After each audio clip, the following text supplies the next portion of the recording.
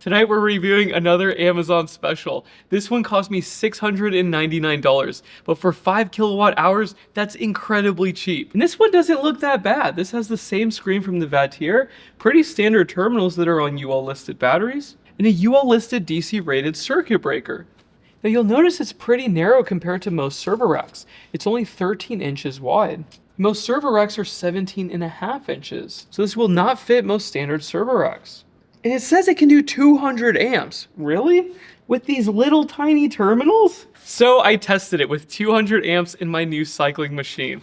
And it lasted for 54 seconds. Guess why? What does that say? I think it says 100 amps. So of course you cannot use 200 amps through this breaker. Now my cables could obviously not fit for that test, so I had to crimp one lug into another lug so it could fit. I don't think these terminals are rated even remotely close to 200 amps. Next test was cycling with 100 amps. I discharged to 0 with 16 amp hours, I charged back up with 104 amp hours, and then when I discharged again, it cut off at 47 amp hours. And then I continued the test and got another 57.5 amp hours. So total capacity on discharge was 104.8. And then the test continued and I charged up with 105.7 and then I discharged with 10 and then it shut down again. So even though this is rated for 200 amps, I can't even do 100 amps. But the capacity figure was decent. It's not great, it's not bad, it's right in the middle, which is a pretty good sign. Especially for the price of this thing. I was not expecting this good of a result.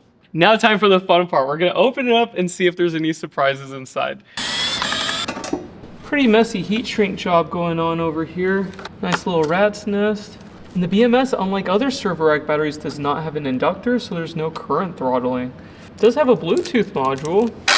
We've got some globs of solder onto a nickel sheet that's welded to an aluminum bus bar. Not the best way to do it. Why in the world do we have 6 wires on a single bus bar?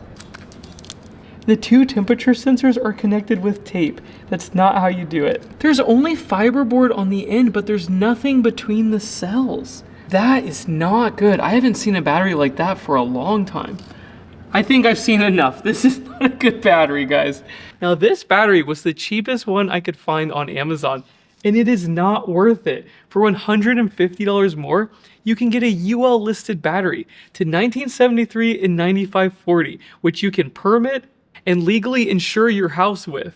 Not long ago, the divide between certified batteries and non-certified was massive, but now the divide is getting smaller and smaller. Now, if you do need batteries and you need to depend on them, I have my website called willapproved.com, and nothing on there looks like this. So if you haven't checked it out already, please do. But this video was pretty fun. I like taking this one apart. It was very different than most of the others.